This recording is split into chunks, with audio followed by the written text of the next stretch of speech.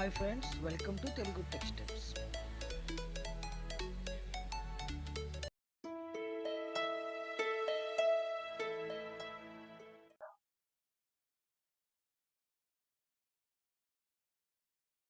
Do while అనే looping ఇప్పుడు ఒకసారి ఎక్స్ప్లెయిన్ చేసుకుందాం. ఈ డూ వైల్ యొక్క సింటాక్స్ డూ అనేది ముందు ఉంటుంది and open parenthesis within that parenthesis we have to write down the executable code otherwise the statements and while next then after while రాసుకుంటాం and within the while we have to place the condition. And do వైల్కి వైల్కి for లూప్స్కి ఇది మిగతా అన్ని లూప్స్కి do while లూప్స్కి difference ఏంటంటే మిగతా అన్ని లూప్స్ కండిషన్ ఓకే అయితే కండిషన్ పర్ఫెక్ట్ ట్రూ అయితేనే లూప్లోకి ఎంటర్ అవుతాయి. But do while one time without checking the condition మనకి అవుట్పుట్ అనేది జనరేట్ చేస్తుంది. అంటే one time iteration without checking the condition మనకి లూప్ రన్ అవుతుంది ఒక్కసారి. దాని తర్వాత కింద వైల్ ఉంది కాబట్టి అక్కడ కండిషన్ చెక్ అవుతుంది. ఆ కండిషన్ ఫెయిల్ అయితే అక్కడితో లూప్ ఆగిపోతుంది. ద మెయిన్ డిఫరెన్స్ ఏంటంటే వితౌట్ చెకింగ్ ద కండిషన్ ఒక్కసారి రన్ అయ్యే లూప్ ఏదైనా ఉందంటే అది వైల్.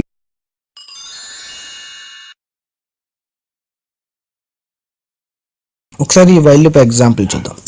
డూ వైల్ ముందు నేను సింటాక్స్ ప్రకారం రాసుకుంటున్నాను. వైల్ లోపల ఇక్కడ కండిషన్ రాసుకోవాలి. ఆ సెమీకాలన్ అనేది పర్ఫెక్ట్గా ఉంచాలి. చాలామంది సెమీకాలన్ తీసేస్తారు బట్ సెమీకాలన్ ఉంచుకోవాలి. అంటే ఇప్పుడు దాకా వైల్ లూప్కి మనం ఇవ్వలేదు కదా, దీనికి కూడా ఇవ్వక్కర్లేదు అనుకోకూడదు. దీని డూ వైల్లో మనం 2 కీవర్డ్స్ యూస్ చేస్తున్నాం. సో ఖచ్చితంగా మనం సెమీకాలన్ ఇచ్చే ఎండ్ చేయాలి.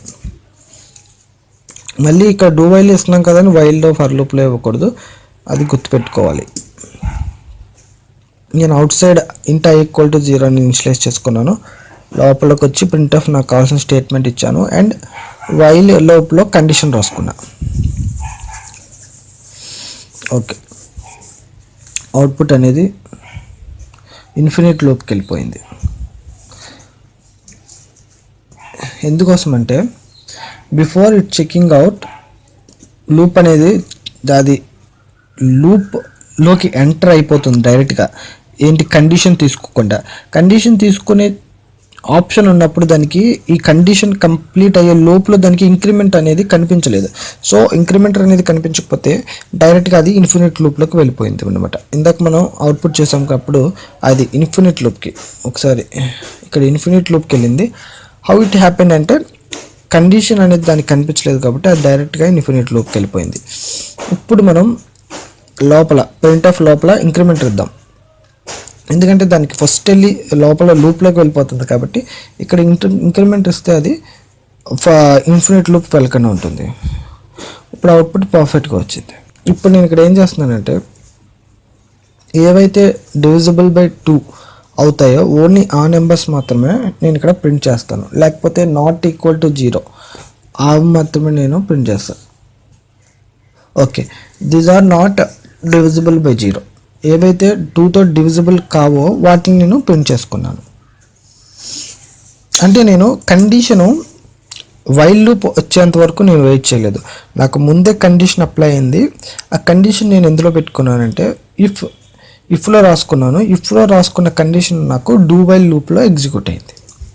ఒకవేళ మీకు సినారియో కానీ నేను అంటిల్ అన్లెస్ వైల్ లూప్కి వెళ్ళేంత వరకు నాకు కండిషన్ చెక్ చేయకుండా ఉండకూడదు, నాకు ముందే చెక్ చేసుకోవాలి కండిషన్ అన్న రిక్వైర్మెంట్ కానీ సినారియో కానీ మీకుంటే దాన్ని డూ వైల్లో, ఒకవేళ డూ వైల్లో రాసుకోవాల్సిన పని లేదు, మనం వైల్ అయిన రాసుకోవచ్చు, ఫర్ లూప్ అయిన రాసుకోవచ్చు ఇలాంటి సినారియో వచ్చినప్పుడు. బట్ ఎగ్జాంపుల్ ప్రకారం అయితే ఓకే, డూ వైల్లో కూడా ఈ ఆప్షన్ ఉంది. ఆ ఆప్షన్ ఏంటంటే ఇఫ్ కండిషన్ యూస్ చేసుకుని మనం ఇది యొక్క రిక్వైర్మెంట్ని ఫుల్ఫిల్ చేసుకోవచ్చు. మనం నిజానికైతే డూ వైల్ బదులు వైలు ఫర్ లూప్ రాసుకుని ఈ కండిషన్ రాసుకోవచ్చు. ఓకే, ఇప్పుడు ఒక సమ్ అనే ఫంక్షన్ తీసుకున్నా. మొత్తం అంటే నేను 1 to n నెంబర్స్ ఇస్తా. నేను n ఏదైతే ఇచ్చానో ఆ నెంబర్స్ అన్నీ నాకు క్యాలిక్యులేట్ చేసి సమ్ అవుట్పుట్ త్రో చేయాలి. ఇది ఈ ప్రోగ్రామ్ ఈ ఎగ్జాంపుల్ యొక్క మెయిన్ థీమ్ అన్నమాట. ఇక్కడ నేను ఫర్ ఎగ్జాంపుల్ ఒక 20 ఇచ్చాను అనుకోండి. 1 + 2 + up to 20 అంటే 1 + 2 3 3 + 3 6 6 + 4 10 అలా అప్ టు 20 వరకు క్యాలిక్యులేట్ చేయాలి. ఒకవేళ 10 ఇస్తే 10. ఒకసారి దాని కోడ్ రాద్దాం.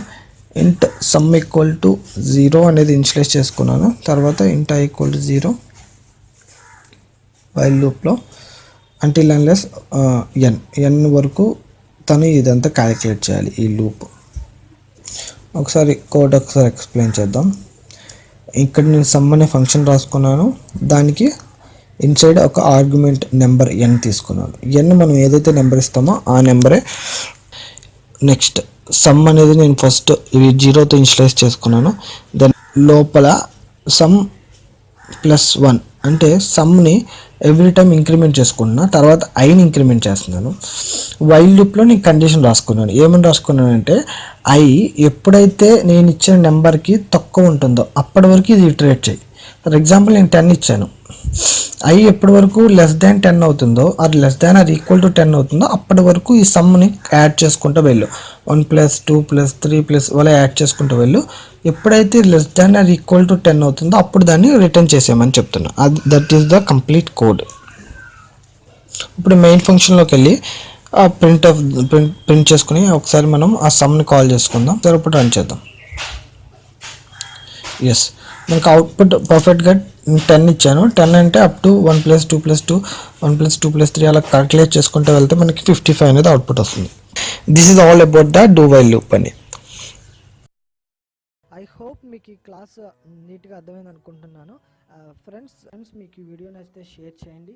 మీకు ఏమైనా డౌట్స్ ఉంటే కామెంట్లో రాయండి. Please don't forget to subscribe to my channel and happy learning. Thank you so much.